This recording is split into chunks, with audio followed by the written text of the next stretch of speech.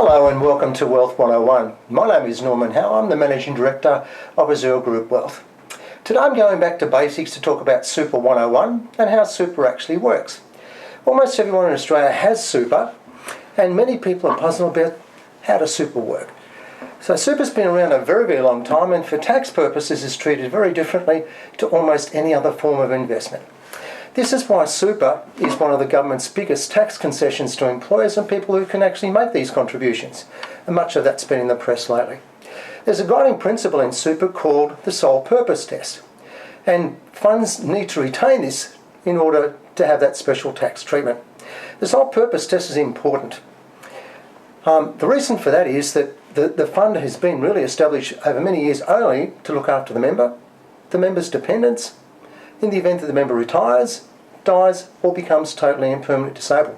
And that's about it. This is why death benefits that are paid from super to a partner or to a minor child, those payments are always tax-free. However, as the kids grow up and become adults, if you don't change your arrangements, the kids can end up with a very large tax bill. And you should probably get some advice to look into your own situation from time to time. Okay, so now let's have a look exactly about how is superannuation actually structured. A super fund is a special trust that is concessionally taxed at 15% on income and around about 10% on capital gains, so long as the fund complies with super fund laws.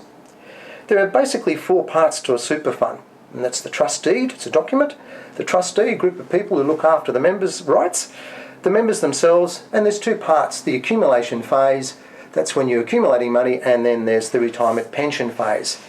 The trust deed itself is a set of rules, and it sets out the members' rights and benefits and tells the trustees what to do and what their obligations are. The trustee basically administers the fund and is responsible for ensuring the fund is run in the best interest of you, the members, in accordance with the trust deed and the rules and, of course, the laws.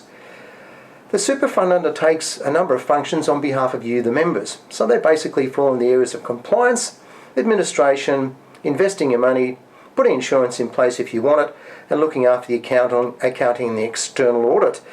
This means that all the funds provide to you, the members, statements at least annually. Now, what about the accumulation phase, which affects most people? Contributions are made to the super fund trust by employers and people who can make these contributions as a tax deduction. Next, the contributions are taxed in the fund at a special rate of 15%. The fund earnings, less any expenses, including insurance premiums and things like that, is then also concessionally taxed at 15%. This means the net contributions go to your members' account, they're invested, and this account balance grows over time. Any individual insurance that you might take out, or any expenses that are your portion, and of course the fund earnings are then added to your members' account much in the same way that a bank account works. So the long-term aim of super is basically to accumulate a healthy amount sufficient so when you retire you can have about 60% to 70% of your pay. This sadly doesn't happen for many people. So let's look at the second part, which is the pension phase of super funds. So the real power of super, it really comes into play when you retire. And you actually take a super pension. Naturally, you can take a lump sum, but just remember that any income you earn on that lump sum outside of super could be taxed.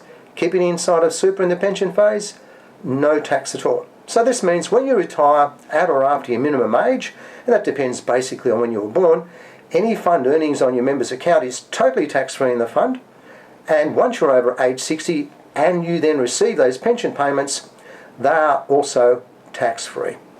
One of the areas I haven't covered today is about death benefits insurance in super. This is a subject all of its own, and we're going to address that in one of our future programs. I'm Norman Howe, Managing Director of Azure Group Wealth. Thanks for watching, and see you next time on Wealth 101.